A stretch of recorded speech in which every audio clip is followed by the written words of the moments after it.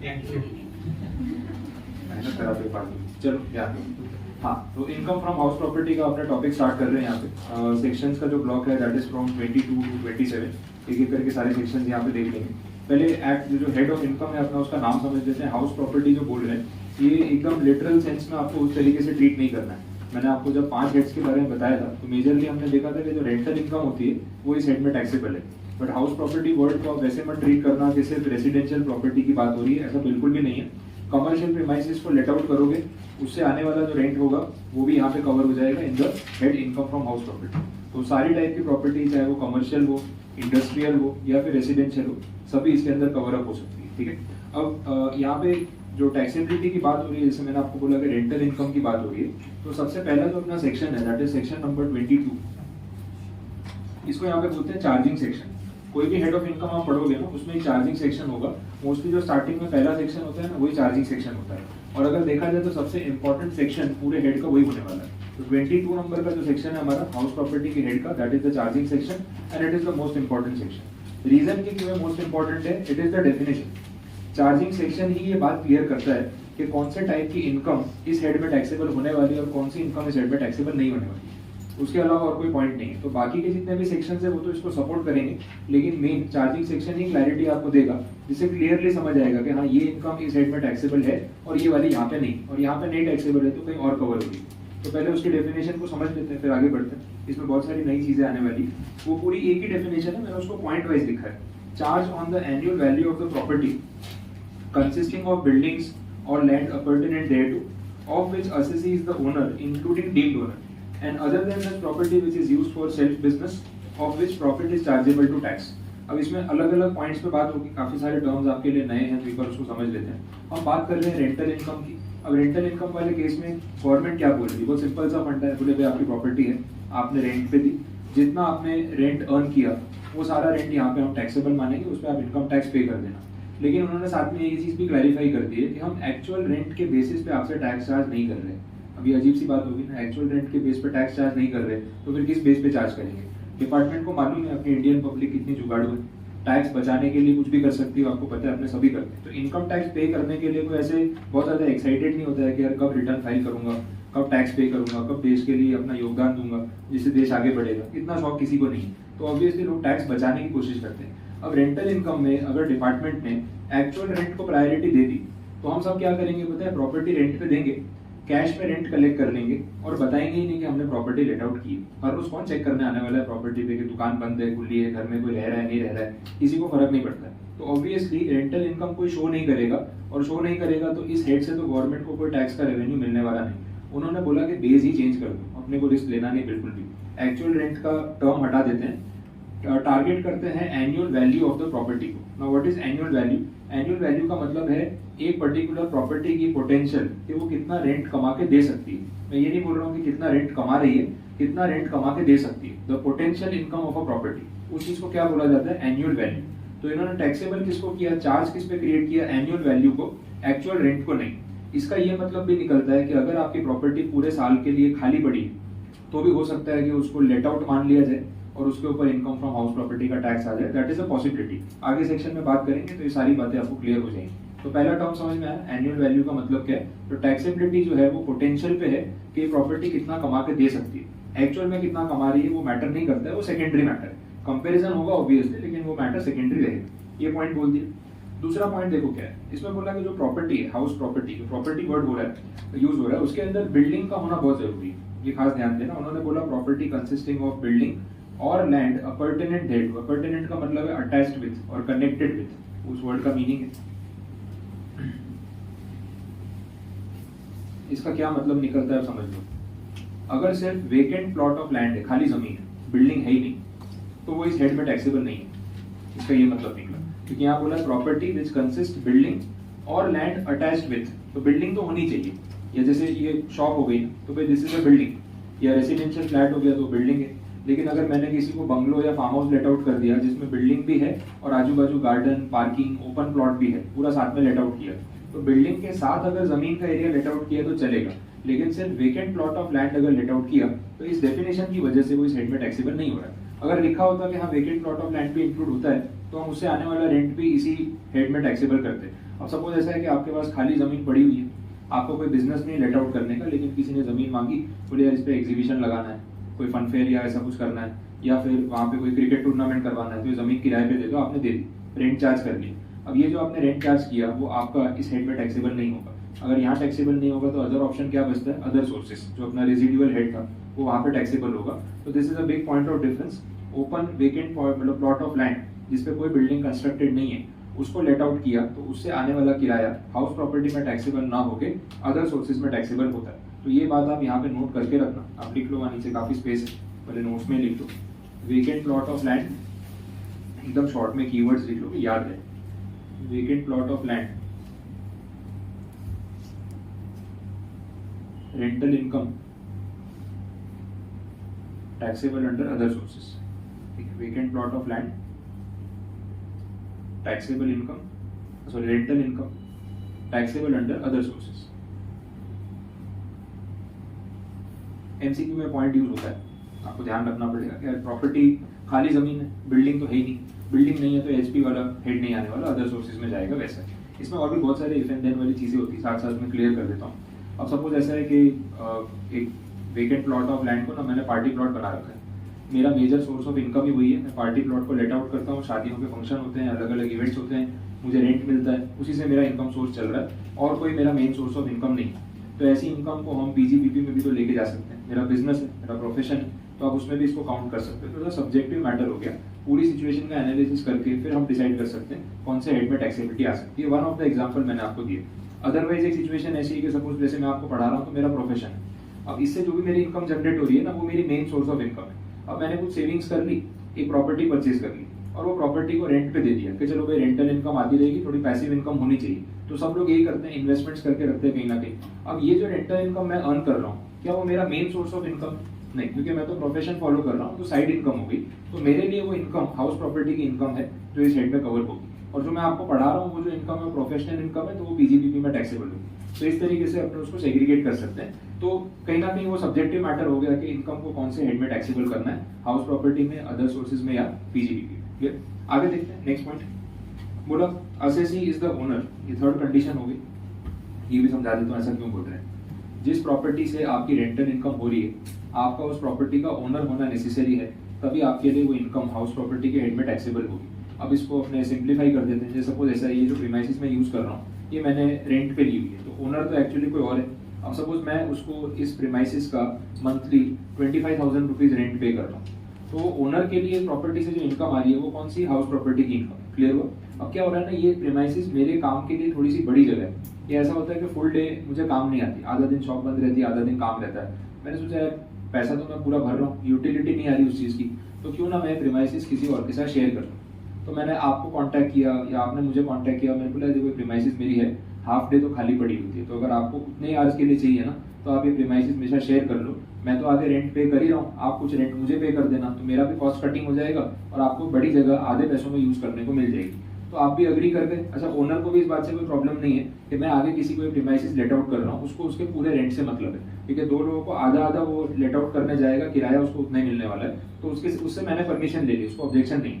अब वो मुझसे 25,000 चार्ज कर रहा है, मैं सपोज आपसे 10,000 चार्ज कर रहा हूँ, मे बी वो नंबर ऑफ आवर्स या प्रीमाइसिस के बेस पे। तो यहाँ पे मेरी जो इनकम हो रही है ये 10,000 रुपए, ये भी तो रेंटल इनकम हुई, बट ये रेंटल इनकम मेरे लिए हाउस प्रॉपर्टी के हेड में टैक्सेबल नहीं। क्यों ऐसा? बिकॉज मैं इस प्रीमाइसिस का ओनर नहीं। अब यहाँ पे पता है क्या सिचुएशन है, जो रियल ओनर है वो अपनी जगह, मैं टेनेंट हूँ और आप सब टेनेंट हो। उसने मुझे लेट आउट किया, मैंने आपको सब लेट आउट किया, समझ आया? तो सब लेटिंग से आने वाली जो इनकम है वो मेरे लिए हाउस प्रॉपर्टी में टैक्सेबल ना होके अदर सोर्सेज में टैक्सेबल होगी, ये ध्यान रखना। तो अगेन वो भी रेजिडुअरी वाले हेड में जाने वाला है। ये सारी चीजें आपको यहाँ इसलिए बता रहा हूँ बिकॉज ये एमसीक्यू में क्वेश्चंस में कहीं ना कहीं आने वाली अदर सोर्सेज के हेड में भी पॉइंट आने वाला है, तो ये लिंक हो जाएगा। तो 2-3 बार आपने अलग अलग जगह सुना होगा ना, तो आपको याद रहेगा कि ऐसी कोई कंडीशन थी, तो गलत हेड में टैक्सेबल मत करते हैं। नो डाउट उससे ज्यादा फर्क नहीं पड़ेगा, लेकिन कहीं ना कहीं कभी कभी मॉनेटरी टैक्स लायबिलिटी पे फर्क पड़ सकता है because of the impact of other sections also. तो आप ये मत सोचना कि इसके बदले उस हेड में टैक्सेबल कर दिया क्या फर्क पड़ेगा, लास्ट में तो स्लैब रेट ही लगने वाला है। But with in the head जो एग्जेम्पशंस डिडक्शंस मिलते हैं उसकी वजह से लायबिलिटी में फर्क आ सकता है। और गलत क्लासिफिकेशन तो गलत ही माना जाएगा ऑब्वियसली, तो अपने कहीं पे भी क्लासीफाई करते ऐसा नहीं कर सकते। क्लियर मीनिंग समझ आया? तो प्रॉपर्टी का ओनर होना जरूरी है, तभी आपके लिए इनकम यहाँ पे टैक्सेबल होगी। इसमें एक और वर्ड यूज किया including deemed owner under section 27। अब ये जब मैं आगे आपको सेक्शन पढ़ाऊंगा तब वो लिस्ट की बात करेंगे, अभी वो पॉइंट काम का नहीं। फोर्थ पॉइंट देखना, उसमें क्या सिचुएशन है। सपोज ऐसा केस है भाई, ये जैसे शॉप की बात कर रहा था मैं एग्जांपल चेंज कर रहा हूँ कि ये शॉप मैंने परचेज कर रखी है, मेरी ओन प्रीमाइसेस है। अब मैं यहाँ पे अपना प्रोफेशन फॉलो कर रहा हूँ, पूरा दिन क्लास ऑक्यूपाइड रहती है, मैं पढ़ा रहा हूँ यहाँ से इनकम अर्न कर रहा हूँ, पीजीबीपी में टैक्स भी भर रहा हूँ, ठीक है। अब डिपार्टमेंट क्या बोल रहा है, बोले नहीं इस प्रॉपर्टी की एक एनुअल वैल्यू है, पोटेंशियल इनकम है, जनरेट करने की कैपेसिटी है। अगर आप ये प्रीमाइसेस किसी को लेट आउट करते तो महीने का कम से कम 25 से 30 हज़ार रुपये रेंट जनरेट होता, तो हम तो इसके ऊपर इनकम फ्रॉम हाउस प्रॉपर्टी का टैक्स आपसे वसूल करेंगे। मैंने ये तो एकदम नॉनसेंस बात हो गई ना। अगर मैं ये प्रीमाइसेस किसी को लेट आउट करता तो मैं अपना प्रोफेशन कहाँ फॉलो करता, तो जो पीजीबीपी में टैक्स ले रहे हो मुझसे वो कहाँ से आता फिर। तो मैं मेरी प्रीमाइसेस या तो लेट आउट कर सकता हूँ या खुद यूज कर सकता हूँ, दोनों चीज तो एट ए टाइम पॉसिबल नहीं है। तो जो प्रीमाइसेस मैं अपने खुद के प्रोफेशन के लिए ऑलरेडी फॉलो कर रहा हूँ और उससे कमाई जाने वाली इनकम मेरे लिए टैक्सेबल है, उस प्रॉपर्टी की पोटेंशियल कैसे हो सकती है रेंटल इनकम कमा के देने की, समझ आ रहा है। तो ये चीज यहाँ पे इन्होंने क्लियर आउट कर दी कि ऐसा हो नहीं सकता है। तो ऐसी प्रॉपर्टी जो आप अपने बिजनेस या प्रोफेशन के लिए ऑलरेडी यूज कर रहे हो, जिससे आप टैक्सेबल इनकम कमा रहे हो, उस प्रॉपर्टी की एनुअल वैल्यू नहीं हो सकती, उसकी कोई पोटेंशियल नहीं हो सकती और अलग से रेंटल इनकम जनरेट करके देने की, तो उसको यहाँ पे हम हाउस प्रॉपर्टी में टैक्सेबल नहीं करेंगे। ये सेम चीज आपके रेसिडेंस पे भी अप्लाई होती है। जिस घर में आप रह रहे हो आपका खुद का घर है, डिपार्टमेंट बोल रहा है बोले नहीं इस घर को अगर किराए पे देते तो 15-16 हज़ार रुपये रेंट आता कम से कम, तो आपके इस घर की ना 15 से 16 हज़ार रुपये महीना पोटेंशियल इनकम है कि इतना वो कमा के दे सकता है, तो इस हिसाब से हम इनकम फ्रॉम हाउस प्रॉपर्टी का टैक्स तो आपसे वसूल करेंगे।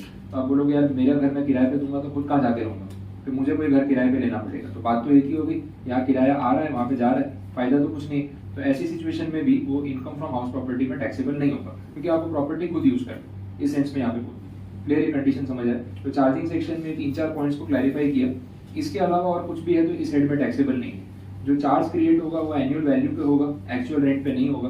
प्रॉपर्टी जो है उसमें बिल्डिंग का होना जरूरी है, आपका ओनर होना जरूरी है, और अगर आप वो प्रॉपर्टी खुद के बिजनेस के लिए ऑलरेडी यूज करके उससे इनकम जनरेट कर ही दो तो उस प्रॉपर्टी की रेंटल वैल्यू नहीं हो सकती, क्योंकि एट ए टाइम एक ही प्रॉपर्टी का 2 यूज नहीं हो सकते। खुद भी यूज कर रहे हो, रेंट पे भी दे दिया, वो नहीं पॉसिबल। इसलिए ये सारी चीजें यहाँ पे क्लैरिफाई की। तो ये इन्होंने डिफाइन कर दी कि इनकम फ्रॉम हाउस प्रॉपर्टी में क्या आ सकता है क्या नहीं, उसको पूरा डिफाइन कर दिया। एग्जॉस्टिव डेफिनेशन है, इसके बाहर कुछ नहीं होगा। अब अगर कोई पॉइंट्स आएंगे तो केस लॉ के डिसीजन के बेस पे आ सकते हैं, वो नीचे दे रखे हैं, वो भी देख लेते हैं। कुछ इंपॉर्टेंट डिसीजन दे रखे हैं जो अलग अलग केसेस में आए थे। सबसे पहले बड़ा इंटरेस्टिंग पॉइंट है, the person who owns the building, ठीक है, need not be the owner of the land और द प्लॉट। ऐसा हो सकता है जमीन आपकी नहीं है, बिल्डिंग आपकी है। जिसकी जमीन है उसने बोला खाली करो जगह, जाओ अपनी बिल्डिंग के लेके जहाँ जाना है जाओ, लेकिन ये जगह खाली करो। हो सकता है ऐसा पॉसिबल है। अब ये क्यों ऐसा केस में बोला या ऐसा डिसीजन क्यों आया, यहाँ पे ना लीज होल्ड प्रॉपर्टी की बात होती है। सरकार बहुत सारी जमीन एकदम से बेचती नहीं है, वो लोग क्या करते हैं अग्रीमेंट कर लेते हैं, बोले जमीन आप हमसे लीज पे ले लो और हर साल लीज रेंट पे करते जाना, कुछ नंबर ऑफ ईयर्स के बाद ये प्रॉपर्टी आपकी हो जाएगी, लेकिन तब तक तो गवर्नमेंट को कमाने दो, वैसा होता है। तो ऐसी बहुत सारी प्रॉपर्टीज को लीज होल्ड प्रॉपर्टी बोलते हैं। तो जमीन सरकार की है, उन्होंने बोला जमीन लीज पे ले लो, 15 साल 20 साल 25 साल का अग्रीमेंट कर लेते हैं, हर साल रेंट पे करते रहना। 26th ईयर में प्रॉपर्टी के ओनर आप बन जाओगे, गारंटी अग्रीमेंट करके दे रहे, इसमें कोई फॉल्ट नहीं है। अब आप इसके ऊपर कंस्ट्रक्शन करो, अपनी बिल्डिंग बनाओ, घर बनाओ, उसमें भी कोई ऑब्जेक्शन नहीं। अच्छा, रजिस्ट्री अलग अलग होती है, जो जमीन होती है ना उसके दस्तावेज अलग, सेल डीड अलग बनती है, और जो कंस्ट्रक्टेड बिल्डिंग होती है उसकी सेल डीड या रजिस्ट्री अलग से होती है। तो 2 सेपरेट डॉक्यूमेंट बना सकते हैं, तो उसमें भी कोई प्रॉब्लम नहीं है। तो इट इज डेफिनेटली पॉसिबल कि जमीन आपकी नहीं है लेकिन उसके ऊपर की जो प्रॉपर्टी है ना वो आपकी है, तो उसमें भी ओनर तो आप ही माने जाओगे। जो भी रेंट की जो इनकम आएगी उस पर हाउस प्रॉपर्टी का टैक्स आप ही को पे करना। ये केस में उन्होंने क्लैरिफाई किया था ताकि कोई कंफ्यूजन ना हो। ठीक है, नेक्स्ट डिस्प्यूटेड ओनरशिप की बात हो रही है। अब ऐसा एक प्रॉपर्टी को लेके झगड़ा चल रहा है, कोर्ट केस हो गया कि प्रॉपर्टी के ओनर आप हो या मैं। अब ये केस तो चलेगा 10 साल 15 साल आराम से, कोई जल्दी तो है नहीं। अब 10-15 साल तक इस प्रॉपर्टी के ऊपर हाउस प्रॉपर्टी का टैक्स कौन पे करेगा, रेंटल इनकम किसकी मानी जाएगी, दोनों पार्टी में से, क्योंकि ऐसे तो दोनों डिस्प्यूट में। मैं बोल रहा हूँ प्रॉपर्टी मेरी, आपको पूछा तो आप बोल रहे हो प्रॉपर्टी आपकी, लेकिन इनकम टैक्स ऑफिसर ने पूछा भाई टैक्स कौन भरेगा, तो फिर अपन क्या बोल रहे हैं, बोले भाई डिसाइड थोड़ी ना हुआ, मैं क्यों भरूंगा, अभी फैसला थोड़ी ना आया, मैं केस जीत जाऊंगा तो भरूंगा, अभी उससे मांगो। आप भी वही बोल रहे हो, बोले हम क्यों भरेंगे, सामने वाले से मांगो, तो फिर वो टैक्स पे करने को रेडी नहीं। तो यहाँ पे डिसीजन हुआ कि असेसिंग ऑफिसर या income tax officer has the right to decide कि दोनों में से कौन सी पार्टी से उसको टैक्स वसूल करना है या दोनों से आधा आधा वसूल करना है, उसकी मर्जी। और सपोज उन्होंने टैक्स मेरे से वसूल किया, 15 साल से मैं टैक्स पे कर रहा हूँ उस प्रॉपर्टी के रेंटल इनकम के हिसाब से कि ये पोटेंशियल वैल्यू है, और लास्ट में केस आप जीत गए। अब सोचो क्या होगा, मेरे तो पैसे भी गए, प्रॉपर्टी भी चली गई, तो जब ऐसा फैसला आता है तो सिचुएशन में कोर्ट ये ऑर्डर कर देता है कि जितने भी टैक्सेस मैंने पे किए वो विद इंटरेस्ट वो अमाउंट आप मुझे पे करोगे, क्योंकि आइडियली तो आपका पे करना बनता था ना, अगर प्रॉपर्टी आपको मिली है तो वो सेटलमेंट हो जाता है, उसका प्रॉब्लम नहीं है। लेकिन ऐसे डिसीजंस आ सकते हैं या डिस्प्यूटेड ओनरशिप में ये सिचुएशन हो सकती है। ये केस हो गया। नेक्स्ट देखो, अगला केस भी वो ऊपर जो बिजनेस वाले पॉइंट पे बात हो रही थी ना, उससे रिलेटेड है। मैं मेरा एग्जांपल ले लेता हूँ ना, ये शॉप सपोज मैंने पर्सनली अपने इंडिविजुअल नेम पे खरीद के रखी है। अब क्या वो हमें अपना प्रोफेशन चलाना है, तो इग्नाइट एकेडमी पार्टनरशिप फॉर्म चलानी है, तो पार्टनरशिप फॉर्म में तो मैं और सर 2 लोग पार्टनर हैं और प्रॉपर्टी मेरे इंडिविजुअल नेम पे। अब मैंने बोला यार मेरी शॉप है ऑलरेडी, अपने यहीं पे क्लास स्टार्ट कर देते हैं, दूसरी प्रीमाइसेस रेंट पे लेने की क्या जरूरत है, खुद की प्रॉपर्टी तो कोई टेंशन नहीं।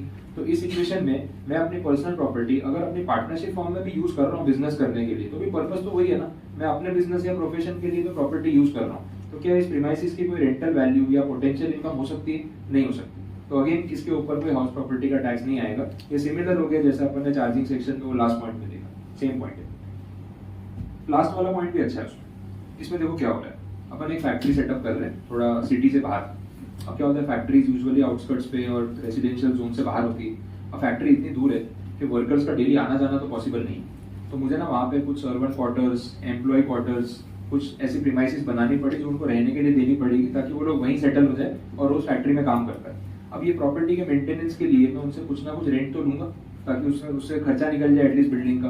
प्रॉफिट कमाना या कोई हेवी रेंट चार्ज करना इंटेंशन नहीं है, लेकिन फ्री में देने से बेटर है थोड़ा बहुत चार्ज कर लो, प्रॉपर्टी मेंटेन भी रहेगी और जो रेंट पे कर रहा है ना वो वर्कर उसको ठीक से यूज करेगा। यार डैमेज होगा तो अपने को ही देना है, अपने को यूज करना है, इसका किराया लग रहा है, ठीक से यूज करो। अब ये जो रेंटल इनकम मैं चार्ज कर रहा हूँ, मेरा मेन इंटेंशन वो रेंटल इनकम कमाना था, इसलिए मैंने वो फ्लैट्स या क्वार्टर्स बनाए, या बिजनेस चलाना था इसलिए फैसिलिटी देनी पड़ी एडिशनली? पर्पस समझ आ रहा है आपको? तो उन्होंने केस में ये बोला कि यार ये तो मेन बिजनेस चलाने के लिए फैसिलिटी के तौर पे जगह देनी पड़ी, कोई इन्वेस्टमेंट रेंटल इनकम के पॉइंट ऑफ व्यू से नहीं किया था। तो ये रेंट जो एम्प्लॉयर अर्न कर रहा है वो उसके लिए एचपी की इनकम नहीं है और पीजीबीपी की इनकम है। डिफरेंस समझ आया? इसलिए मैं आपको स्टार्टिंग में बोला कि सब्जेक्टिविटी है यहाँ पे। आप जो रेंटल इनकम कमा रहे हो, कहाँ से कमा रहे हो, आपका मेन सोर्स ऑफ इनकम है या साइड इनकम है, क्या इंटेंशन है, ये सब देख के हेड ऑफ इनकम डिसाइड होता है। कोर्ट में उन्होंने इस केस में ऐसा डिसीजन दिया। और फेयर इनफ है, बिजनेस से कनेक्टेड अगर आपकी कोई भी इनकम आ रही है तो पीजीबीपी में या बिजनेस इनकम की कैटेगरी में ही काउंट होती है। ये आगे और हेड्स पढ़ते जाएंगे, आपको और क्लैरिटी आती जाएगी। आया समझ? तो कोर्ट का डिसीजन, ये इंट्रोडक्शन वाला पार्ट। नेक्स्ट सेक्शन नंबर 23 आ गया। ये कैलकुलेशन वाइज इस चैप्टर का मेन सेक्शन हो गया। अभी तो मैं स्टार्टिंग में आपको बात बता रहा था एनुअल वैल्यू, वो एनुअल वैल्यू का पूरा कैलकुलेशन इस सेक्शन में समझाया। आराम से इसके ऊपर डिस्कशन करेंगे, काफी सारे नए पॉइंट्स आपको मिलेंगे और इंटरेस्टिंग पार्ट है। सबसे पहले इन्होंने बोला, स्टार्टिंग में आप देखना सेक्शन 23 सबसेक्शन 1, उसमें लिखा है in case of late out property. उसको अंडरलाइन कर दो, ये पॉइंट बहुत बार ना स्किप हो जाता है, माइंड से निकल जाता है कि हाँ बात लेट आउट प्रॉपर्टी की होगी। ये मैं उसी प्रॉपर्टी के कंटेक्स्ट में बात कर रहा हूँ जिसको आपने रेंट पे दिया होगा, ठीक है। अदर प्रॉपर्टी या जो खुद यूज कर रहे हैं उसकी बात नहीं हो रही, वो आगे के सबसेक्शन में डिस्कस करेंगे। अब डिपार्टमेंट यहाँ पे बोल रहा है कि भाई हम एक्चुअल रेंट को उतनी प्रायोरिटी नहीं देते, क्योंकि फिर लोग रेंट छुपाते हैं, दिखाते नहीं है। हम प्रॉपर्टी की पोटेंशियल वैल्यू को ज्यादा प्रायोरिटी देते हैं, इसको एनुअल वैल्यू बोला गया। वो कैसे गिनेंगे उसके स्टेप्स यहाँ पे प्रिस्क्राइब किए। टोटल 3 स्टेप्स में इस चीज को डिवाइड किया होगा। स्टेप नंबर 1 जो है उसमें बोला है calculating the expected rent, short में ईआर बोलेंगे। What is expected rent? Department की इस प्रॉपर्टी से एक्सपेक्टेशन कि ये प्रॉपर्टी कितना रेंट कमा के दे सकती है। अब ये एक्सपेक्टेशन तो आप कुछ भी रख सकते हो, ठीक है। एक्सपेक्टेशन हर्ट्स होगी, आपको पता है, तो डिपार्टमेंट को भी ऐसा हर्ट हो सकता है कि क्या सोचा था, क्या हो रहा है। तो एक्सपेक्टेशन जो है वो थोड़ी रियलिस्टिक होनी चाहिए। अब किसी भी प्रीमाइसिस का रेंट कौन से फैक्टर्स पे डिपेंड कर सकता है, कैसे डिसाइड होगा? एरिया, लोकेशन, उससे कोई फर्क पड़ता है? या स्क्वायर फुट के हिसाब से पूरे कंट्री में या पूरे सिटी में सेम रेंट चलता होगा, ऐसा होता है? अब प्रीमाइसिस का लोकेशन का बहुत फर्क पड़ता है ना। इवन जैसे अब ये कॉम्प्लेक्स में यहाँ गोरदो रोड पे शॉप है, तो ये जितना कारपेट एरिया है इसका जो रेंट है दूसरे एरिया में भी सेम रेंट होगा। वेसू चले जाओ, अडाजन चले जाओ, सेम रेंट होगा, अलग अलग होगा हर जगह। प्रॉपर्टी की वैल्यू एरिया के हिसाब से डिपेंड करती है, उस हिसाब से रेंट के अमाउंट में भी फर्क पड़ सकता है। जो डिपार्टमेंट की एक्सपेक्टेशन है कि भाई एक्सपेक्टेड रेंट कितना होना चाहिए, वो किन फैक्टर्स पे डिपेंड करेगा? इसमें 3 फैक्टर्स बोले हुए। एक बोल रहे हैं फेयर रेंट, दूसरा टर्म है म्युनिसिपल वैल्यू और तीसरा टर्म है स्टैंडर्ड रेंट। इनका मीनिंग पहले समझ लेते हैं। ये सब अमाउंट आपको सामने दिया होगा, कोई कैलकुलेशन नहीं करना पड़ेगा। फेयर रेंट का मतलब ये वो अमाउंट है जो मार्केट डिसाइड करता है।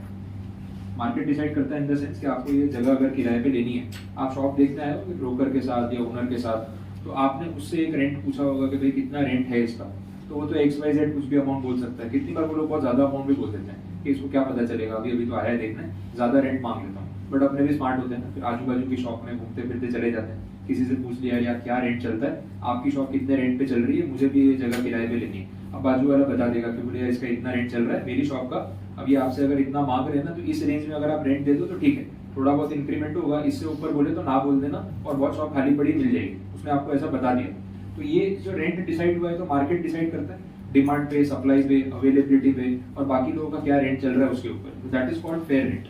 आगे समझ में, पहला टर्म हुआ।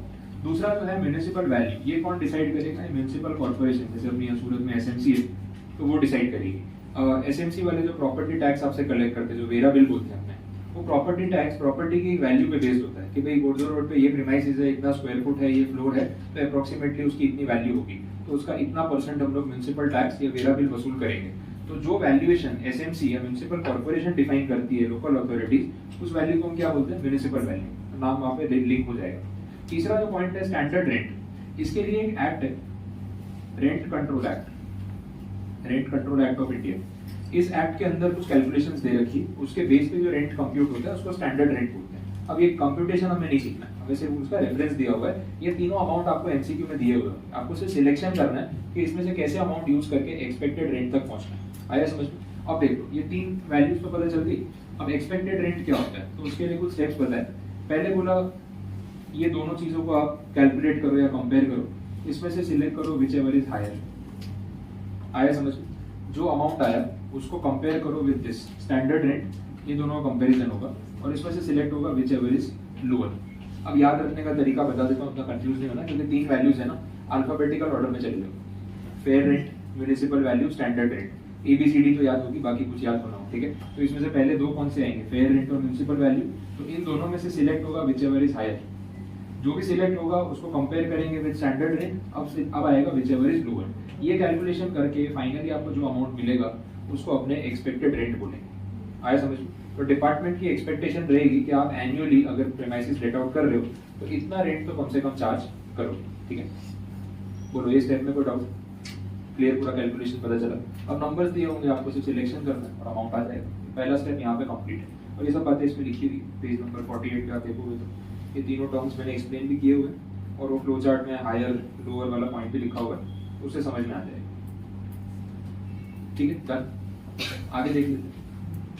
स्टेप नंबर 2, एक्सपेक्टेड रेंट तो आ चुका है, अब इसको कंपेयर करना पड़ेगा विद द एक्चुअल रेंट, और उसके लिए हम फाइंड करेंगे gross annual value. Second step का नाम हो गया gross annual value. Expected rent पता चल गया कि डिपार्टमेंट इतना एक्सपेक्ट कर रहा है कि आप इतना तो कम से कम रेंट अर्न करोगे, बट एक्चुअल में आपने कितना रेंट चार्ज किया है दैट वेरीज। अगेन अलग अलग कैलकुलेशन उसमें आएंगे। फर्स्ट सिचुएशन सबसे ऑब्वियस वाली ले लेते हैं, आपने एक्चुअल रेंट चार्ज किया which is greater than ER। आपको पता था बाद में ऐसा प्रॉब्लम आएगा, पढ़ के बैठे थे चैप्टर, तो लेट आउट करते टाइम आपने रेंट उस हिसाब से ही रखा कि ऐसा प्रॉब्लम नहीं है। सपोज मैं एक अमाउंट भी लिख लेता हूँ यहाँ पे, 1,50,000 per annum, this is the expected rent of this property. Monthly basis पे गिनेंगे तो 12,500 पर मंथ, ये हो गया। आपने लेट आउट किया 1,80,000 पर एनम, पूरे 12 महीने के लिए लेट आउट किया और इतना रेंट कलेक्ट कर लिया। अब डिपार्टमेंट को कोई ऑब्जेक्शन होगा इस सिचुएशन में? वो तो खुश हो रहे होंगे, बोले अच्छा है, एक्सपेक्टेशन से ज़्यादा मिल रहा है, तो ऐसा तो बहुत रेयरली होता है। 1,50,000 सोचा था, 1,80,000 रुपये रेंट कलेक्ट कर लिया आपने, अब टैक्स इसी पे भरो, हमें कोई ऑब्जेक्शन नहीं। अब इस सिचुएशन में आपका जो ग्रॉस एनुअल वैल्यू है वो क्या होगा, AR के बराबर होगा, दैट इज 1,80,000। आगे समझ, सिंपल। तो इस केस में तो और कुछ करना ही नहीं, आगे का जो कैलकुलेशन होगा इस अमाउंट के बेस पे होगा, जब अपने स्टेप 3 पे जाएंगे एनुअल वैल्यू गिनने के लिए। बट ऐसे और भी सिचुएशंस हो सकती है। अब सेकंड सिचुएशन की बात कर लेते हैं। अब यहाँ पे ऐसा है कि जो AR है वो ER से कम है, आपने एक्चुअल रेंट कम चार्ज किया जितना एक्सपेक्टेड था उससे। नंबर्स भी ले लेते हैं, कुछ तो एग्जांपल ही बन जाएगा। ER इज 1,50,000, ये मैं कांस्टेंट ही रख रहा हूँ, हर केस में सेम रखेंगे। एक्चुअल रेंट जो आपने कलेक्ट किया इट इज 1,20,000, और पूरे 12 महीने प्रॉपर्टी लेट आउट की, फिर भी इतना ही रेंट आया। अब बताओ इस सिचुएशन में क्या होगा? GAB किसको माने, AR को माने, ER को माने? डिपार्टमेंट एक्सेप्ट करेगा ये चीज जो आपने किया? डिपार्टमेंट क्या बोलेगा, यार 1,50,000 बोला था, मंथली रेंट आपको चार्ज करना चाहिए था 12,500, आपने कितना चार्ज किया, 10,000 रुपये महीने के बराबर, तो इतना कम रेंट क्यों चार्ज किया? मिनिमम 12,500 चार्ज करते तो ये प्रॉब्लम आता ही नहीं। तो आपने जानबूझ के कम रेंट चार्ज किया, इस वजह से सिचुएशन आई है। तो हम आपको अब यहाँ पे कोई बेनिफिट नहीं देंगे। जो जीएवी या आगे का हम कैलकुलेशन करेंगे वो किसके बेस पे करेंगे, ईआर के बेस पे। तो यहाँ पे आपका जो जीएवी बनेगा वो ईआर के बराबर बनेगा 1,50,000। बाकी कैलकुलेशन इस बेस पे हो। आया समझ? ये सेकंड सिचुएशन हो गई। आपको लिखना है तो इस साथ साथ में नोट कर लो, और भी केसेस है तो फिर मैं बताता जाता हूँ। ये पहला पॉइंट था। ये एग्जांपल्स रहेंगे तो क्या नेक्स्ट टाइम रिवीजन में भी काम आएगा। ये जो 48 पे आपको एक फ्लो चार्ट दे रखा है स्टेप 2 में, उसमें 4 पॉसिबिलिटीज हैं, वही मैं बता रहा हूँ एक एक करके। 2 हो गई, तो बाकी 2 इसके बाद देखते हैं, नोट कर लो।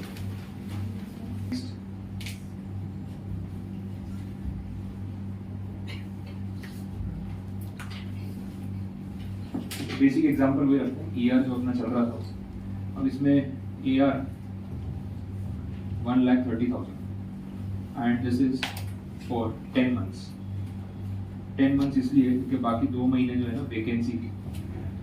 वैकेंसी का मतलब आपने प्रीमाइसेस लेट आउट के लिए ऑफर कर रखी थी, कोई टेनेंट नहीं मिला। आपने बहुत सारे प्रीमाइसेस पे देखा होगा ना, अवेलेबल फॉर रेंट, ठीक है, कॉन्टैक्ट नंबर लिखा होता है, लेकिन कोई किराएदार है नहीं, शॉप बंद पड़ी है। तो पूरे साल में हो सकता है स्टार्टिंग के 2 महीने, एंड के 2 महीने, इन बिटवीन एनी टाइम, पूरे साल में 2 महीने के लिए प्रीमाइसेस खाली रही। आप यूज नहीं कर रहे थे, आप टेनेंट ढूंढ रहे थे लेकिन कोई मिला नहीं, और बाकी के 10 महीने के लिए कोई टेनेंट था। टोटल रेंट आपका इतना कलेक्ट हुआ है।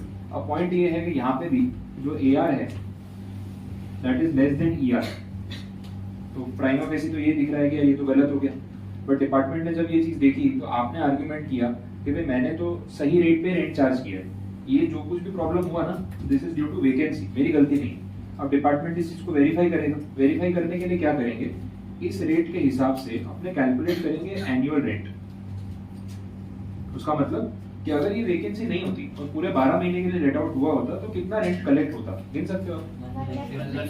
1,56,000। ठीक है, तो ये मंथली 13,000 के बराबर है। तो 1,56,000 कलेक्ट हो जाता अगर ये 2 महीने की वैकेंसी नहीं होती। तो आपने डिपार्टमेंट को अपना इंटेंशन प्रूव कर दिया कि भाई मैंने गलत रेट पे लेट आउट नहीं किया, जैसे ये वाले केस में हो रहा था ना, वैसा नहीं है, मैंने सही रेट पे लेट आउट किया। ये सब कुछ वैकेंसी की वजह से हुआ। देखो वैकेंसी नहीं होती तो कितना कलेक्ट होता, ये आपके एक्सपेक्टेशन से ज्यादा ही होता। आ रहा है समझ में? डिपार्टमेंट आपको इस चीज का बेनिफिट देगा। अगर ये प्रूव हो जाता है कि हाँ वैकेंसी थी, जेन्युइन केस है, तो उसमें उनको कोई ऑब्जेक्शन नहीं, क्योंकि आपका इंटेंशन यहाँ पे गलत नहीं है। दिस 13,000 रुपीज पर मंथ ये शो करता है कि आपने उनकी एक्सपेक्टेशन से ज्यादा ही रेंट चार्ज किया था, तो आप रूल्स को ब्रीच करने की कोशिश नहीं कर रहे। तो ऐसे केस में उन्होंने बोला कि जीएवी जो है वो किसको मानेंगे, एआर को। और एआर कितना है अपना यहाँ पे 1,30,000। इन शॉर्ट उन्होंने आपको ये वैकेंसी का बेनिफिट दे दिया और कोई पेनल एक्शन नहीं लिया कि भाई हम इसको बेस बना दें, ऐसा कुछ भी नहीं है। ये आपका जीएवी है और इसी पे आगे कैलकुलेशन होने वाला है। ये थर्ड सिचुएशन है, नोट कर लो इसको। फिर फोर्थ वाला केस देखते हैं। ठीक है, कंप्लीट ये वाला केस हो गया। नेक्स्ट केस देख लो, इसमें एआर का अमाउंट चेंज कर देते हैं।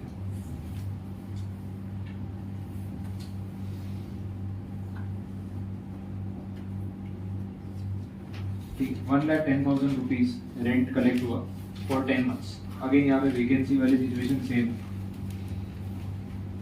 2 मंथ्स। फिर से डिपार्टमेंट बोल रहे हैं, फिर से एआर ईआर से कम है। आपने बोला सर वैकेंसी चलेगा, ऐसा नहीं होगा।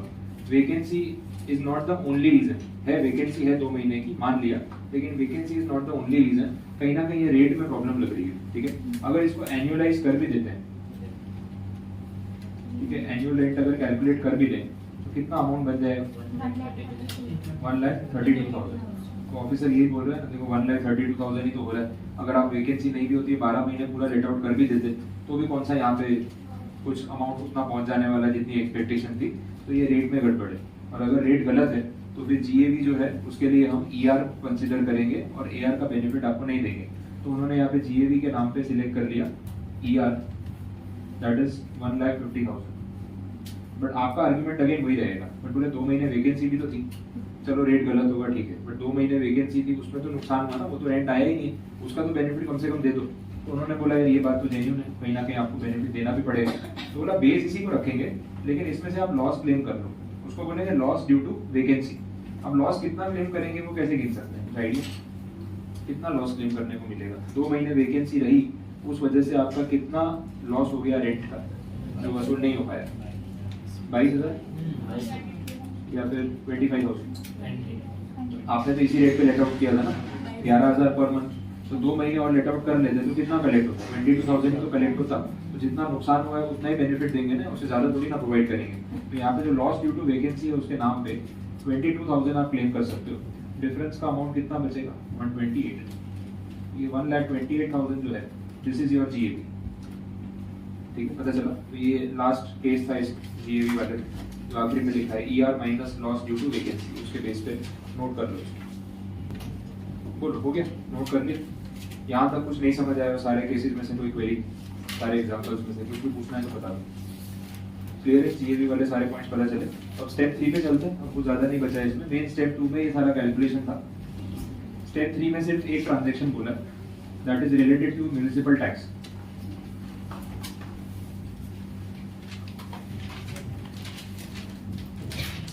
एनुअल वैल्यू कैलकुलेट करनी, GAV का अमाउंट आपका आ चुका है, बोला इसमें से म्युनिसिपल टैक्स का अमाउंट लेस कर दो, जो बचेगा वो है एनुअल वैल्यू। ठीक है, म्युनिसिपल टैक्स मतलब वही वेराबल प्रॉपर्टी टैक्स जो अपन बात कर रहे थे ना, वही। बट इसमें एक बात उन्होंने क्लैरिफाई की है, वो देखनी है। Municipal tax borne and paid by the assessee in previous year, ये पॉइंट पूरा अगर पढ़ो तो बहुत इंपॉर्टेंट है, बिकॉज इफ एंड देन वाले अलग अलग कॉम्बिनेशन MCQ में बन सकते हैं। ये अपन ये जो कुछ भी कैलकुलेट कर रहे हैं, ये ओनर के पॉइंट ऑफ व्यू से गिन रहे हैं, ये सब फिर टेनेंट के पॉइंट ऑफ व्यू से, पहले तो वो बताओ। ओनर के पॉइंट ऑफ व्यू से बात हो रही है ना, इनकम की बात हो रही है, एक्सपेंस की बात तो हो नहीं रही। इनकम फ्रॉम हाउस प्रॉपर्टी तो ओनर की होगी, तो ये सारा कैलकुलेशन ओनर के पॉइंट ऑफ व्यू से हो रहा है।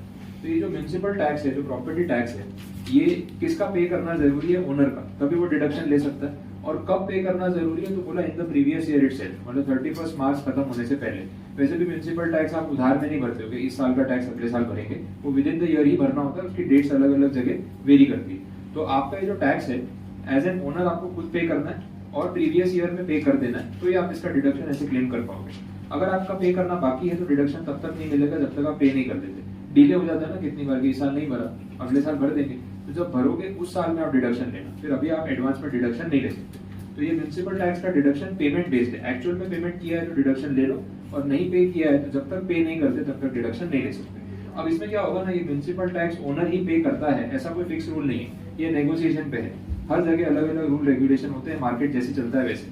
अब एक सिस्टम ये हो सकता है कि मैंने ओनर को रेंट पे कर दिया, उसने बोला भाई आप रेंट दे दो, सब कुछ आ गया इसमें, सोसाइटी का मेंटेनेंस और प्रॉपर्टी टैक्स का खर्चा मेरा, वो आपको नहीं देना है, तो वो ओनर अपने अकाउंट से, अपनी पॉकेट से म्युनिसिपल कॉर्पोरेशन को पेमेंट करता है, तो वो डिडक्शन क्लेम कर सकता है। सपोज सिचुएशन रिवर्स है, उसने मुझे बोल दिया कि बोले प्रॉपर्टी आप मुझसे रेंट पे ले रहे हो, अब इसके सारे खर्चे आपके, जब तक आप एज ए टेनेंट यूज कर रहे हो, प्रॉपर्टी टैक्स भी आप ही पे करोगे और सोसाइटी का मेंटेनेंस भी आप ही पे करोगे, मैं नहीं करने वाला, इन एडिशन टू रेंट।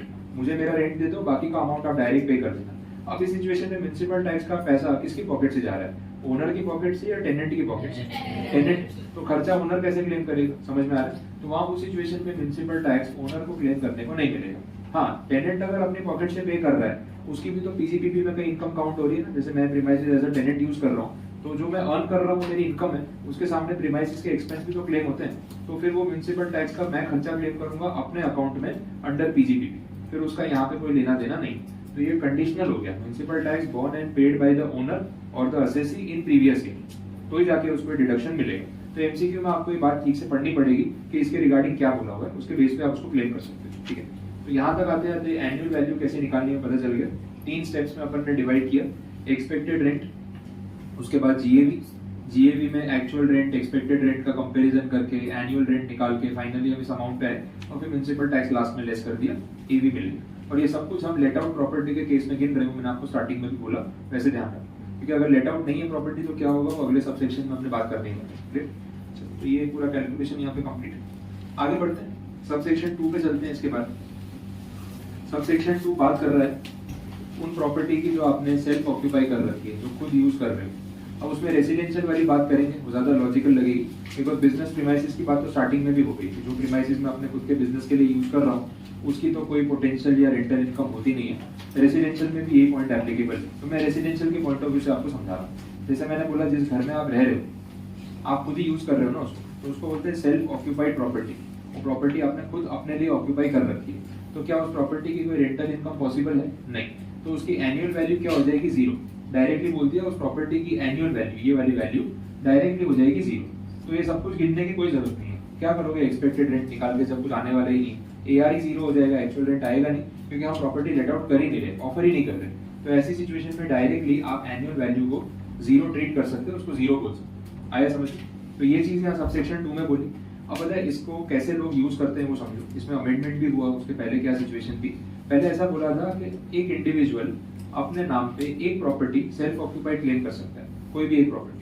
तो इसमें लोग क्या करते हैं, अगर किसी को मल्टीपल प्रॉपर्टीज में इन्वेस्ट करना है, परचेज करने हैं, तो लोग अपने फैमिली मेंबर्स के नाम पे एक एक प्रॉपर्टी खरीदते हैं। अब भाई हस्बैंड है, उसने अपने नाम पे प्रॉपर्टी खरीदी, फिर इन्वेस्टमेंट के लिए वाइफ के नाम पे प्रॉपर्टी खरीदी, और प्रॉपर्टी खरीदनी है तो बच्चों के नाम पे, पेरेंट्स के नाम पे, सिबलिंग्स के नाम पे खरीद ली, तो सबके नाम पे एक एक प्रॉपर्टी।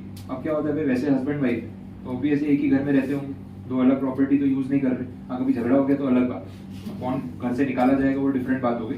लेकिन उस सिचुएशन में ये है कि प्रॉपर्टी को दोनों सेम ही यूज कर रहे हैं, लेकिन रिटर्न फाइल करते टाइम दोनों का पैन नंबर अलग है। इनकम टैक्स की नजर में दो इंडिविजुअल्स हैं, तो वो दोनों एक एक प्रॉपर्टी अपने नाम पे सेल्फ ऑक्यूपाइड क्लेम कर सकते हैं, जिसपे उनको इनकम फ्रॉम हाउस प्रॉपर्टी का कोई टैक्स नहीं देना पड़ेगा, क्योंकि एनुअल वैल्यू भी जीरो है। आया समझ में? भले प्रैक्टिकली एक घर में रह रहे हैं, लेकिन टेक्निकली वो दो अलग प्रीमाइसेस को सेल्फ ऑक्यूपाइड क्लेम कर सकते हैं, और सारे फैमिली मेंबर्स के नाम पे एक एक प्रॉपर्टी आप क्लेम कर। अब इस पॉइंट में इन्होंने अमेंडमेंट किया। लास्ट 2-4 साल में रियलिटी सेक्टर और ये जो रियल एस्टेट वाला है बड़ा नुकसान में भी गया, तो गवर्नमेंट ने बोला थोड़ा इसको अपने ईजी कर देते हैं इनके लिए। अब ऐसा बोल दिया, और प्रॉपर्टी बिक नहीं रही थी, बीच में प्रॉपर्टी मार्केट बहुत डाउन हो गया था, तो अट्रैक्ट कैसे करें बायर्स को कि प्रॉपर्टी में इन्वेस्ट करो। अमेंडमेंट किया। अमेंडमेंट में बोला अब एक इंसान दो प्रॉपर्टी सेल्फ ऑक्यूपाइड क्लेम कर सकता है, तो आप दो प्रीमाइसेस को सेल्फ ऑक्यूपाइड क्लेम कर सकते हो। प्रैक्टिकली इलॉजिकल है, एक इंसान दो घर में तो रहता नहीं, ऑल्टरनेट डेज रह रहा है, ऑड इवन सिस्टम, ठीक है, या मंथली बेसिस पे चेंज कर रहा है, ऐसा तो होगा नहीं। तो ऐसी सिचुएशन में ये सिर्फ प्रॉपर्टी मार्केट को थोड़ा बूस्ट अप करने के लिए इन्होंने बजट में चेंजेस कर दिए, और बोला अब एक इंडिविजुअल दो प्रॉपर्टी अपने नाम पे सेल्फ ऑक्यूपाइड क्लेम कर सकता है। कहने का मतलब ये कि उसमें रेंटल इनकम का कोई टैक्स नहीं आएगा। अब खरीद लो घर, पैसा इन्वेस्ट कर लो, अब टैक्सेशन नहीं आ रहा है, तो लोग अट्रैक्ट होंगे ना कि हाँ भाई प्रॉपर्टी में पैसा लगा देते हैं, दो प्रॉपर्टी क्लेम कर सकते हैं, टैक्स भी नहीं आएगा, तो शांति। अच्छा, तीसरी प्रॉपर्टी खरीदनी है तो फिर है ना, फैमिली मेंबर उनके नाम पे खरीद लो, अब सबके नाम पे दो दो प्रॉपर्टी ले लो, खरीद ली, इतनी प्रॉपर्टी ले ली आपने। अब उसके बाद थर्ड प्रॉपर्टी आती है, और एक प्रॉपर्टी खरीदी, सपोज घर में 4 लोग हैं, सबके नाम पे दो दो प्रीमाइसेस खरीद ली, 8 हो गई, सब लोग क्लेम कर रहे हैं, कोई टैक्स नहीं आ रहा, और पैसे आ गए, एक और प्रीमाइसेस देंगे। अब क्या करें, या तो फैमिली मेंबर एक बढ़ा लो, ठीक है, या फिर तीसरी प्रॉपर्टी अपने नाम पे ले लो।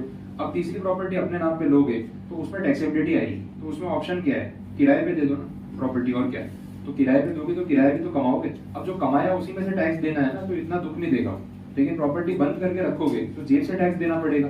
गवर्नमेंट ने बोला तीसरी प्रॉपर्टी अगर आपने खरीदी और उसको लेट आउट नहीं किया, हम तो उसको डीम्ड लेट आउट मान लेंगे कि आपने उसको किराए पे दिया है, हमें तो उसकी एनुअल वैल्यू के ऊपर टैक्स चाहिए। इसलिए पहले ही बोला था एक्चुअल रेंट पे नहीं जाते हो, पोटेंशियल वैल्यू पे जाते हैं। तो तीसरी प्रॉपर्टी आप लेट आउट करो ना करो, हमने तो उसको लेट आउट मान लिया, और उस पर टैक्स तो आपको पे करना ही पड़ेगा। तो लोग क्या करेंगे, इस पॉइंट को ध्यान में रखते हुए अपने आप प्रॉपर्टी को लेट आउट करेंगे। आ रहा है समझ में? ये ना डिमांड सप्लाई को मैनेज करने के लिए भी पॉइंट काम आता है। बिकॉज बहुत लोग क्या करते हैं, प्रॉपर्टी मार्केट में अलग लालच होता है, पैसा भी बड़ा लगाना है, और एकदम से लोगों को लगता है यार लाखों मल्टीप्लाई होंगे, है ना, 50 लाख की प्रॉपर्टी खरीदी, 60, 70, 80 लाख में बेचेंगे, बैठे बैठे पैसे आ जाएंगे, तो लालची हो जाता है इंसान। बोले यार पैसे लगा दिए, अब प्रॉपर्टी को होल्ड करेंगे, तब तक होल्ड करेंगे जब तक मार्केट में रेट नहीं बढ़ जाते। तो काफी लोग प्रॉपर्टी में इन्वेस्ट करने के बाद उसको लेट आउट नहीं करते, बोले रेंटल इनकम छोटी मोटी 10-15 हजार महीने के, ये सब अपने गेम खेलना ही नहीं है, वेट करते हैं 2 महीने, 4 महीने, 6 महीने, जैसे 20 मतलब 50 का 60 हो जाएगा, बेच के सीधा 10 लाख रुपए प्रॉफिट कर लेंगे।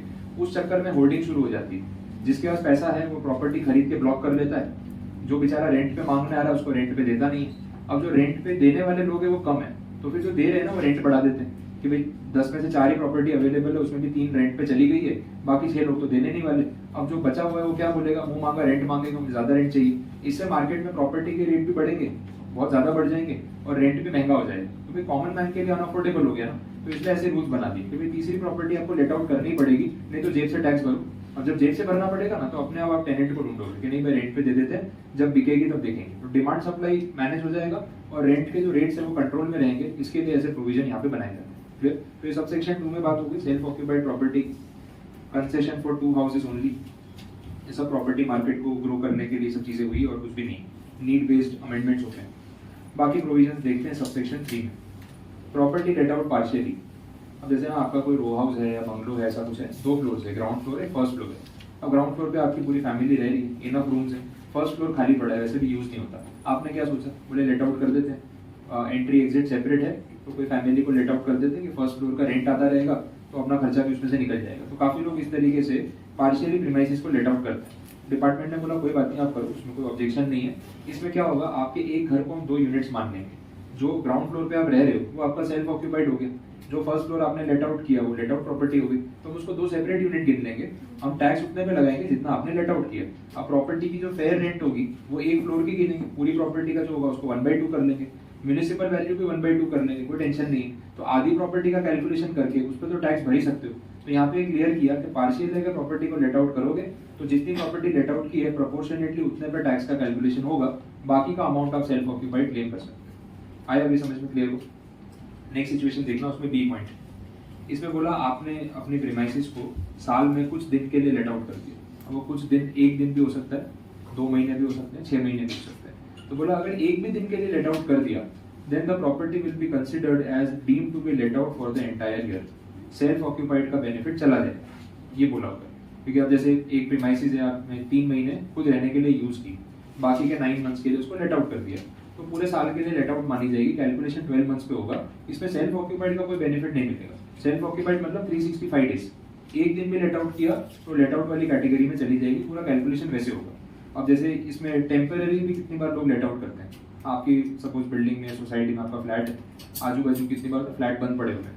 अब आपके घर पे कोई मैरिज फंक्शन है, कोई बड़ा फंक्शन है, बाहर से गेस्ट आ रहे हैं, अब उनको स्टे के लिए कुछ फैसिलिटी प्रोवाइड करनी पड़ेगी। तो आपने गिन लिया, अपने घर में ड्राइंग रूम में गद्दे लगा देंगे, यहाँ कितने आ जाएंगे, सोफे पे कौन सोएगा, रूम में कितने कितने लोगों को भर सकते हैं। उसके बाद भी घर छोटा पड़ रहा है, फिर आपने सोचा आजू बाजू कोई फ्लैट खाली पड़ा है तो टेम्पररी ले लेते हैं, 2-4 दिन की तो बात है, पंखे वंखे लगा देंगे, गद्दे वद्दे लगवा देंगे, साफ सफाई हो गई और घर यूज कर लेंगे, जो किराया होगा वो दे देंगे।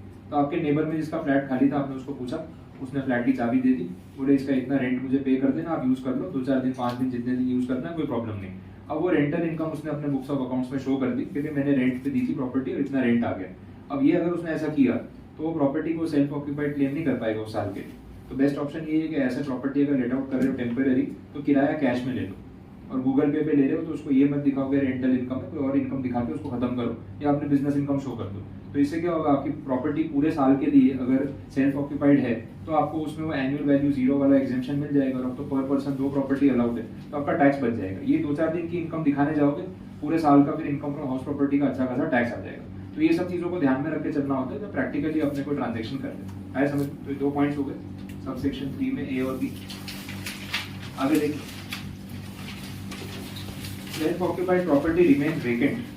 जैसे मैंने आपको बोला हस्बैंड वाइफ के नाम पे 2-2 प्रॉपर्टी खरीद रहे हैं, दोनों के नाम पे मिला के 4 घर है। 4 घर में तो रह नहीं रहे तो एक में रहे, बाकी 3 बंद पड़े, क्या फर्क पड़ता है उससे? कोई रह रहा है नहीं रह रहा है डजंट मैटर, वेकेंट भी पड़े हुए हैं, सेल्फ ऑक्यूपाइड क्लेम करना है कर लो। हाँ, 5वीं प्रॉपर्टी लोगे तो प्रॉब्लम है, उसको डीम लेट आउट मानना ही पड़ेगा। और भी इसमें ऐसे इंस्टेंसेस या एग्जांपल्स दे रखे हैं। अब जैसे मैंने एक प्रॉपर्टी परचेज कर रखी है, सूरत में मेरा अपना घर है, मैं जॉब करने के लिए मुंबई, पुणे, कहीं नियर बाई जा रहा हूँ, अहमदाबाद जा रहा हूँ, तो रहना तो वहीं पड़ेगा रेंट पे, रोज अप डाउन करना पॉसिबल नहीं है, लेकिन सैटरडे संडे ऑफ होता है तो अपने घर आ जाता हूँ। इस रीजन से मैंने प्रीमाइसेस को लेट आउट नहीं किया। अब डिपार्टमेंट ये थोड़ी बोल सकते हैं लेट आउट कर दो, 5 दिन तो घर खाली पड़ा है, अरे बाकी 2 दिन आऊंगा तो मैं कहाँ आऊंगा, तो लेट आउट कर तो दूंगा, लेकिन फिर 2 दिन आऊंगा तो मुझे आने को नहीं मिलेगा, रहने के लिए मेरे पास जगह नहीं होगी। तो मैंने इंटेंशनली प्रीमाइसेस को वेकेंट रखा है बिकॉज मेरी वर्किंग सिचुएशन ऐसी। तो बोला इसमें भी हमको कोई ऑब्जेक्शन नहीं, आप ऐसा कर सकते हो। अप टू 2 प्रीमाइसेस जो आपको एग्जेम्पशन दिया है वो हर केस में वैलिड है, फिर आपका जॉब का मैटर हो या इन्वेस्टमेंट के लिए लिया, उससे हमें कोई फर्क नहीं पड़ता है। तो ये पॉइंट हो गया। इसके बाद 4th सब सेक्शन में वही बात हो रही है, deemed to be let out property. जैसे मैंने आपको ऑलरेडी बता दिया कि 2 प्रॉपर्टी खरीदने के बाद तीसरी प्रॉपर्टी खरीदोगे, उसको बंद करके रखो, कोई फर्क नहीं पड़ता है, डिपार्टमेंट तो उसको डीम्ड लेट आउट मान के income from house property compute करेगी। वैसा बोलो, यहाँ तक कुछ कंफ्यूजन, कुछ नहीं समझ आया? क्लियर? सबसेक्शन 4 तक। और लास्ट में एक सबसेक्शन 5 है, नोशनल इनकम वाला, वो देख लेते हैं। तो सेक्शन यहाँ पे एंड हो जाएगा। ये पॉइंट पहले से नहीं था, ये AY 18-19 में इन्होंने इंक्लूड किया। और ये जो टाइम था ना 18-19 वाला या 2016 से अपने देख रहे हैं, तो गवर्नमेंट के रेडार पे ये बिजनेस आ गया था, रियल एस्टेट और जो कंस्ट्रक्शन लाइन में लोग हैं, बिल्डर्स हैं, जो ब्लैक मनी इसमें इन्वॉल्व है। और अपने तब देख ही रहे थे 2014 के बाद गवर्नमेंट ने ब्लैक मनी के बारे में बहुत बार बात भी की और बहुत स्टेप्स भी लिए। 2015 में एक स्कीम लेके आए थे, इनकम डिक्लेरेशन स्कीम, बड़ी इंटरेस्टिंग थी। मोदी जी अच्छी अच्छी प्लानिंग करके रोज रोज नई नई स्कीम लेके आ रहे थे। अब नई नई सरकार बनी है तो कुछ ऐसे स्टेप्स लेके दिखाना भी पड़ता है कि हमारे आने से कुछ चेंज आया है। ऐसा नहीं सिर्फ दिखाने के लिए, बट कुछ ना कुछ आपको चेंजेस लाने पड़ेंगे। और ये नॉर्मल सिनारियो है, कोई भी नया बंदा पोस्ट पे आएगा वो कुछ ऐसा करेगा जिससे वो शो कर सके कि उसकी वैल्यू क्या है, वो आया है तो उससे क्या चेंज आया है, वो एक पॉइंट होता है। तो 15 में इन्होंने बोला इनकम डिक्लेरेशन। बोला अगर आपके पास ब्लैक मनी है, अभी तक आपने इतना सारा ब्लैक मनी कमाया होगा हमें पता है, तो आप सामने से वॉल्यूंटरीली डिक्लेयर कर दो। पब्लिक बोले पागल थोड़ी ना बैठे, ढूंढ लो ना अगर है तो।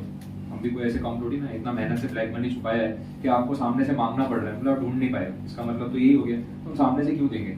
बोले दे दो, अभी भी मौका है, हम आपको कोई क्रिमिनल चार्जेस नहीं लगाएंगे, आपके खिलाफ कोई केस नहीं होगा, जेल नहीं जाना पड़ेगा। उन पैसों को डिक्लेयर करके वॉल्यूंटरीली उस पर टैक्स पे कर दो, इंटरेस्ट पे कर दो, और हम आपको कोई ब्लैकलिस्ट नहीं करेंगे, कोई आपके खिलाफ चार्जेस नहीं, और किसी को बताएंगे भी नहीं किसने कितना ब्लैक मनी डिक्लेयर किया, कोई पेपर में नहीं आने वाला। तो ये चीज आपके और हमारे बीच में रहेगी, लेकिन डिक्लेरेशन कर दो। बोले ठीक है, स्कीम तो सुनाओ, स्कीम क्या है। बोले जितना आप ब्लैक मनी डिक्लेयर करोगे उसका 60% टैक्स, स्लैब रेट का डबल, ठीक है। तो 30% तो हाईएस्ट स्लैब है, और बोला 60% टैक्स, और जो इंटरेस्ट इतने टाइम का लगेगा वो अपनी जगह। अब ऐसे में आपको पता ही क्या रिएक्शन आने वाला है। तो जो ब्लैक मनी छुपा के बैठा है वो भी कोई कम स्मार्ट तो होगा नहीं। तो लोगों ने बोला ठीक है यार, ये तो अलग ही स्कीम है, मतलब हम खुद ही बताएं हमने पैसे छुपा के रखे हैं, तुम ढूंढ नहीं पा रहे हो, और उसमें 60% तुमको दे दे प्लस इंटरेस्ट। तो ज्यादा रिस्पॉन्स नहीं आया। अच्छा, कुछ लोगों ने डिक्लेयर कर दिया कि चलो सामने से मौका मिल रहा है। कुछ लोग पछता रहे होंगे ना, कहाँ ब्लैक मनी छुपा लिया, क्या करें, मौका मिल रहा है तो बता देते हैं। अब इसमें पूरे इंडिया से जो अमाउंट कलेक्ट हुआ that is around 3000 crore rupees.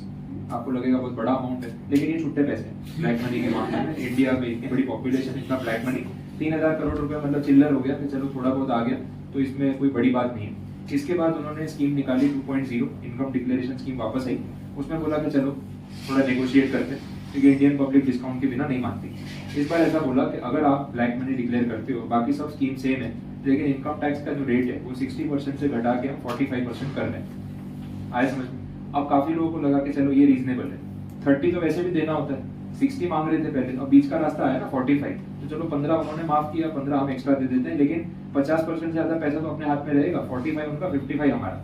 तो इस केस में ज्यादा अच्छा रिस्पॉन्स मिला, 65,000 करोड़ रुपीज का डिक्लेरेशन हुआ, ऐसा गवर्नमेंट ने डेटा बताया। देखो 3000 करोड़, इसमें मैं बोला चिल्लर है, 65,000 करोड़ आपको पता चला 20 टाइम्स रिकवरी हुई, तो इतना पैसा उन्होंने वहां पे रिकवर कर लिया। अब आधी पब्लिक अभी भी वेट कर रही है, पता है बार्गेनिंग पावर, तो देखो 60 से 45 पे आए हैं, थोड़ा और वेट करो, देखो 3.0 स्कीम आएगी, उसमें आएगा 30%, फिर आ जाएगा कॉस्ट टू कॉस्ट, फिर अपने को महंगा नहीं पड़ेगा, तब पे करेंगे। काफी लोग तब डिक्लेयर करने के लिए वेट कर रहे थे कि अगली स्कीम आने दो, अगली बार सीधा डिमोनेटाइजेशन आया, वो 3.0 था।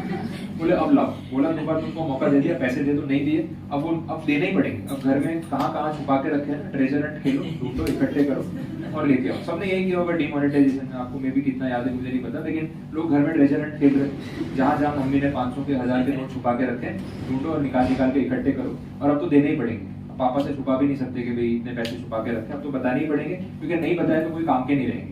तो सारा पैसा जो है गवर्नमेंट को चाहिए। तो डिमोनेटाइजेशन एक अगेन स्टेप था, वो ब्लैक मनी या कैश को रिकवर करना। अब उसी साल में इन्होंने ये रेरा वाला एक्ट पास कर दिया, जो रियल एस्टेट के ऊपर ही रेगुलेशन लेके आ गए कि इसमें टर्म्स एंड कंडीशंस लगा के उसको लीगलाइज किया। फिर इसके बाद बेनामी प्रॉपर्टी, मनी लॉन्ड्रिंग, ये सब चीजों को और ज्यादा इम्पोज करने की ट्राई की। जीएसटी लेके आ गए 17 में, तो जीएसटी में भी रियल एस्टेट के ऊपर जीएसटी अच्छा खासा लगा दिया। तो उनका टारगेट वही था कि जो रियल एस्टेट का बिजनेस है, जिसमें सारा पैसा कैश में चल रहा है, मतलब ऐसा काम था ना कि जो बिल्डर है अपने पॉकेट से 1 रुपया नहीं लगाता है, पूरी बिल्डिंग रेडी हो जाती है, बेच के प्रॉफिट लेके निकल जाता है। ऐसा इनका पूरा बिजनेस था। बस वो काम करवाने का आप में गट्स होने चाहिए, क्योंकि इजी काम नहीं है कंस्ट्रक्शन वाला, लीगल परमिशन, ये वो कॉन्ट्रैक्ट, वो सब चाहिए, पैसे की जरूरत नहीं, बिना पैसों के काम हो रहा है, लेकिन आपको काम करना आना चाहिए, बस ये पॉइंट था। अब इन्होंने बोला कि ऐसा चलेगा नहीं, जितना हो सकता है ब्लैक मनी यहाँ से कम करो। और इसका कहीं ना कहीं फर्क पड़ा भी है। प्रॉपर्टी मार्केट में आप जाओगे ना, तो बिल्डर 75 to 80% पैसा व्हाइट में देने को रेडी है, उस पॉइंट पे 30-40% से ऊपर लेते ही नहीं, बोले नहीं बाकी का कैश में देना पड़ेगा। तो कैश इकोनॉमी को कहीं ना कहीं कट डाउन करने की कोशिश की। सब सेक्शन 5 में जो पॉइंट है वो उसी चेन में एक और ट्रांजेक्शन है। अब ये क्या हो रहा है और क्यों हो रहा है वो समझ लो। लोग प्रॉपर्टी, जैसे मैंने आपको बोला, पहले बिल्डर्स अपनी जेब से पैसा लगाते ही नहीं थे कुछ, अभी भी पता नहीं कितना लगाते होंगे, लेकिन पहले तो नहीं था इतना। अब इसमें क्या हो रहा है ना, एक बिल्डर को एक बिल्डिंग बनानी है, वो प्रोजेक्ट लॉन्च करता है, आप सब लोगों के पास ब्लैक मनी तो है, कैश पैसा पड़ा है, आप भी ढूंढ रहे हो ना यार कैश पड़ा हुआ है घर पे, कहाँ रखें, कहीं इन्वेस्ट तो करना पड़ेगा। तो सारे कंस्ट्रक्शन साइट्स पे, प्रोजेक्ट्स में आप इन्वेस्ट करने के लिए रेडी बैठे। मैंने बोला देखो बिल्डिंग बना रहा हूँ, एक एक फ्लैट बुक करा लो, अभी इतने रेट पे बुकिंग ओपन हो रही है, 2 साल में बिल्डिंग रेडी होगी, रेट बढ़ जाएंगे। आपने सोचा अच्छा बैठे बैठे पैसा मल्टीप्लाई होगा, अपने को क्या करना है। तो आप सबने मुझे पैसा दे के एक एक फ्लैट बुक करा ली। लेकिन इस फ्लैट की रजिस्ट्री आपके नाम पे नहीं हो रही है, क्योंकि ब्लैक मनी है ना, रजिस्ट्री करवाओगे तो डिपार्टमेंट पूछेगा ना इतने पैसे कहाँ से आए, रिटर्न ऑफ इनकम में तो दिख नहीं रहे। अब वो जो कैश आप मुझे दे रहे हो उसके बदले में आपको एक डायरी बना के दे ना, छोटी सी डायरी 5 रुपए वाली, वो डायरी के अंदर अपने हिसाब कर रहे हैं, आपके और मेरे बीच में हिसाब हो रहा है कि ये प्रॉपर्टी आपने खरीद ली, फ्लैट नंबर लिख दिया और जितना पैसा आप मुझे देते जाओगे उसमें एंट्री होती जाएगी। सिर्फ ये डायरी ही प्रूफ है कि मैंने आपको एक फ्लैट बेचा है, उसके अलावा कोई पेपर वर्क नहीं। अच्छा, डायरी में जो अमाउंट लिखते हैं वो भी कोड लैंग्वेज में होता है। आपने मुझे 1 लाख रुपए दिए, मैं लिखूंगा 1000, फिर आपने 5 लाख रुपए दिए, मैं लिखूंगा 5000। अब पीछे कितने जीरो गायब है सिर्फ आपको और मुझे पता है।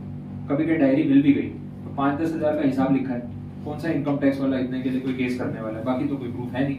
बट ये सिस्टम चलता था, सबको पता है। इनकम टैक्स ऑफिसर को नहीं पता होगा कि ऐसा होता है, क्या पता वो खुद भी घर खरीदने जाता होगा तो ये सिस्टम फॉलो होता होगा, है ना। बताया नहीं कि मैं इनकम टैक्स ऑफिसर हूँ, बोला 50% कैश देना पड़ेगा इनकम टैक्स में, बोले नहीं सर 100% चेक पेमेंट, मैं तो मस्ती कर रहा हूँ, कैश पे काम नहीं करते, ठीक है, एकदम से चेंज हो जाएगा। तो ये जो सिचुएशन है ये कहीं ना कहीं एग्जिस्ट करती थी। अब ये जो डायरी वाला सिस्टम है इससे क्या हो रहा है ना, जो फ्लैट सच में ओनर है, जैसे आप मालिक हो, ऑन पेपर पे आपका नाम है नहीं, बिल्डर क्या बता रहा है, पता है, बोले फ्लैट तो बिके ही नहीं है, ये सब फ्लैट तो मैं बना रहा हूँ और इसमें कोई सेल नहीं हुआ, कोई रजिस्ट्री नहीं हुई है, तो ओनरशिप एक्चुअली में किसी और की, लेकिन दिख नहीं रही।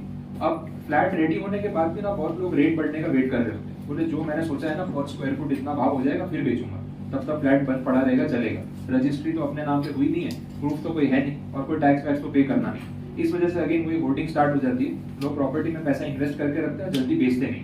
अब क्या रेट बढ़ रहा है मार्केट में, जो बेचारा एक्चुअल में घर में रहना चाहता है वो इतनी महंगाई में जैसे कैसे पैसे अरेंज करके घर खरीद रहा है। अब ये डायरी वाले का पैसा मल्टीप्लाई हो रहा है, उसने 5000 के भाव से बुकिंग कराया था, आज 6.5 का भाव हो गया, अब उसको पैसा चाहिए। अच्छा, जो पैसा उसने लगाया था वो कैश में लगाया, अब जो पैसा मांगेगा वो कौन से टर्म से मांगेगा, कैश में। अब जिसके पास कैश नहीं है वो कहीं से कैश उधार लेके आएगा ब्याज पे, तो वो तो उस चक्कर में फंसता ही जा रहा है। आपने क्या किया, 5000 लगा के 6500 कैश निकाल लिया, अब ये कैश आपके घर पे पड़ा है, अब क्या करो, दूसरा बिल्डर, दूसरी प्रॉपर्टी, दूसरी डायरी, समझ आ रहा है, ये मल्टीप्लाई होता रहता है। तो ब्लैक मनी पैरेलली चल रहा है। इस सब सेक्शन में ऐसा बोला कि कोई भी बिल्डर अगर ये शो करता है कि मेरे पास अनसोल्ड फ्लैट्स पड़े हुए हैं, जबकि एक्चुअली में किसी ना किसी ने डायरी बनवा रखी है, वो गवर्नमेंट को मालूम है, तो इन्होंने बोला कि अनसोल्ड प्रीमाइसेस एक लिमिट तक हम मान लेंगे कि अनसोल्ड है, लेकिन एक डेट के बाद हम उसको डीम टू बी सोल्ड मान लेंगे, या फिर बिल्डर को बोलेंगे भाई तू अपनी पॉकेट से इसके ऊपर टैक्स पे करेगा। बोले कौन से हेड में, इनकम फ्रॉम हाउस प्रॉपर्टी। अगर भाई तेरे फ्लैट्स बने हुए नहीं बिक रहे, या तो उनको बेच दे सही रेट में, और नहीं बिक रहे ना तो किराए पे दे दे, और किराया आएगा ना उसमें से टैक्स पे कर देना। तो या तो 2 ऑप्शन उसको दे दिया, उसमें से उसको क्या करना है। ये चीज उन्होंने इसलिए की ताकि अपने आप ये सारे ट्रांजेक्शन कट डाउन होते हैं। अब पता है क्या होगा, वो डेडलाइन जैसे जैसे पास आएगी ना, बिल्डर आपको बोलेगा, मैं आपको बोलूंगा यार रजिस्ट्री करवा लो, फ्लैट अपने नाम पे करा लो, क्योंकि अब इसमें ना वो डीप लेट आउट वाला प्रोविजन आने वाला है, और इनकम फ्रॉम हाउस प्रॉपर्टी का जो टैक्स है वो मुझे पे करना पड़ेगा।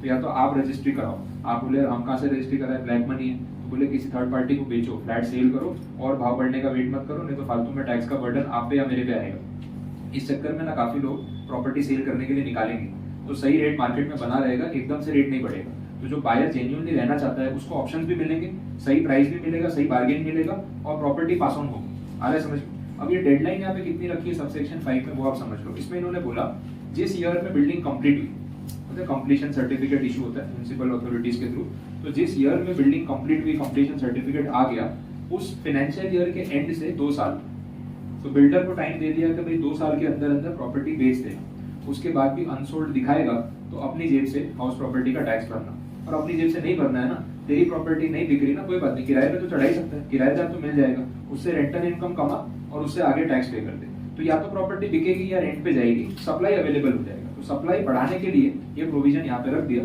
और 18-19 में ऐड किया, उसके पहले नहीं था। AY 18-19 मतलब PY 17-18 वही GST रेरा वही वाला टाइम है, तभी ये प्रोविजन लेके आए। फिर 2 इयर्स की डेडलाइन यहाँ पे आपको ध्यान रखनी है, और 2 इयर्स कब से काउंट हो रहा है वो देख लेना। जिस ईयर में बिल्डिंग का कंप्लीशन सर्टिफिकेट आया उस ईयर का एंड मतलब 31 मार्च, वहां से 2 साल।